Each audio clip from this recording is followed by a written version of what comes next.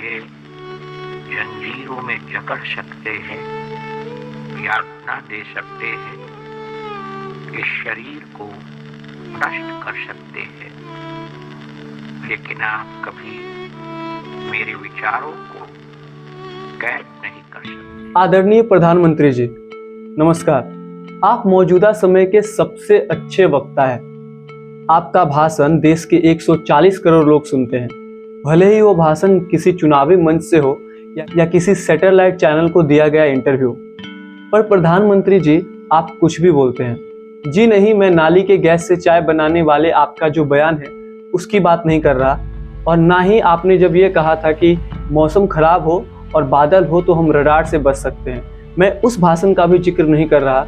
मैं उस बयान का जिक्र कर रहा हूं जब हाल ही में आपने एबीपी न्यूज़ को दिए गए एक इंटरव्यू में कहा था कि महात्मा गांधी को उन पर आई फिल्म से पहले लोग नहीं जानते थे।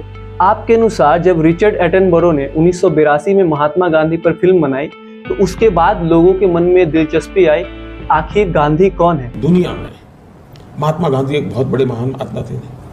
क्या इस 75 साल में हमारी जिम्मेवारी नहीं थी क्या कि पूरी दुनिया महात्मा गांधी को जाने? कोई नहीं जानता, माफ करना मुझे।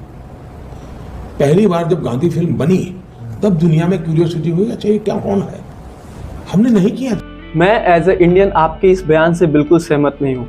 एक सवाल आप व्यूअर से भी है, भले ही आप महात्मा गांधी से सहमत हो, उनके विचारों को मानते हो या ना हो, लेकिन प्रधानमंत्री जी द्वारा यह कहना कि महात्मा गांधी को उन पर बनी फिल्म से पहले कोई जानता नहीं था, अपने आप में एक मजाक लगता है।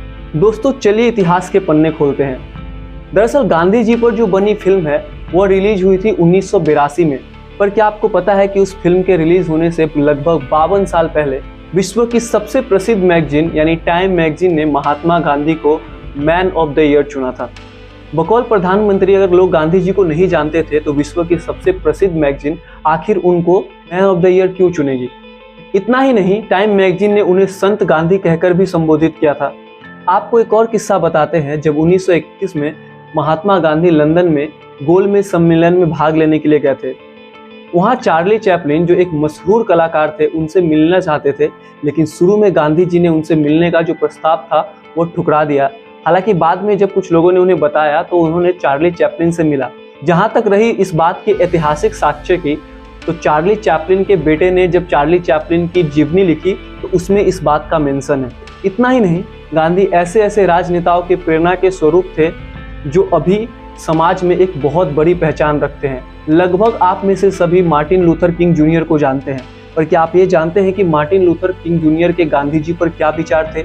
Martin Luther king junior Mahatma Gandhi के बारे में कहते हैं कि यीशु ने यानी ईसा मसीह ने जो हमें रास्ता दिखाया, भारत में महात्मा गांधी ने यह साबित करके दिखाया कि उस मार्ग पर चलकर मंजिल पाई जा सकती है।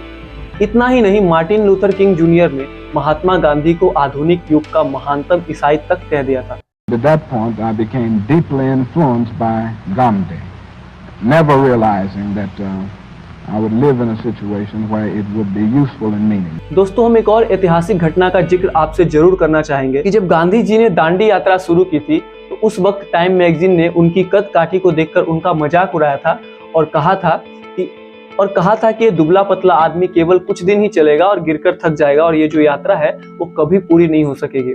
लेकिन गांधी जी ने ये यात्रा पूरी की और इस यात्रा को पूरा करने के बाद गांधी जी लगभग पूरे विश्व में प्रसिद्ध हो गए और टाइम मैगजीन ने उन्हें अपने फ्रंट पेज पर जगह भी दी थी।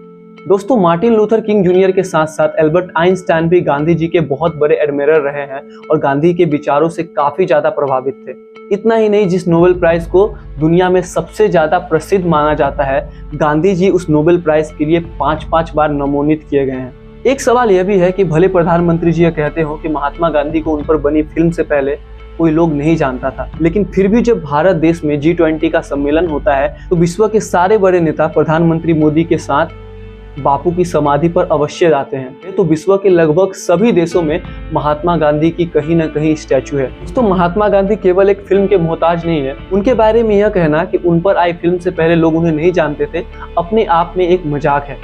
दोस्तों, भले ही आप गांधी को मानते हो या ना मानते हो, वैसे भी आज के टाइम में महात्मा गांधी को गाली देना मानो एक ट्रेंड बन गया है। लेकिन गांधी ऐसी शख्सियत है जिसको आप भुला नहीं सकते। अभी भी आप विश्व के किसी भी देश में चले जाए, आप रिप्रेजेंट गांधी को ही करते हैं। गांधी जी के बहुत से ऐसे फैसले थे जिनसे कभी कभी मैं भी सहमत नहीं था, लेकिन आजकल के लोग तो यहाँ तक कहते हैं कि वो महात्मा नहीं थे। पर सवाल यह है कि क्या गांधी जी ने खुद को कभी महात्मा कहा? गांधी जी हमेशा कहते थे कि मैं महात्मा नहीं हूँ। दरअसल कवि गुरु रविंद्रनाथ टैगोर वो व्यक्ति थे जिन्होंने महात्मा गांधी को सबसे पहले महात्मा कहकर संबोधित किया। इसके साथ साथ आजकल कुछ ऐसे लोग भी हैं जो उन्हें फादर ऑफ नेशन मानने से इनकार करते हैं। इसमें कोई बुराई नहीं है, फ्रीडम ऑफ स्पीच का अधिकार सबको है। अगर आप गांधी को फादर ऑफ नेशन नहीं मानते हैं तो मत मानिए, लेकिन क्या आपको पता है कि जिस सुभाष चंद्र बोस को हमेशा इस रूप में पेश किया जाता था कि गांधी जी के साथ उनके व्यक्तिगत मतभेद थे, गांधी जी को फादर ऑफ नेशन भी सुभाष चंद्र बोस जी ने कहा था। बहरहाल आप प्रधानमंत्री जी के इस बयान पर कहाँ तक सहमत है और क्या सोचते हैं, हमें कमेंट्स में जरूर बताइएगा। तब तक के लिए अपना बहुत ख्याल रखिए। धन्यवाद।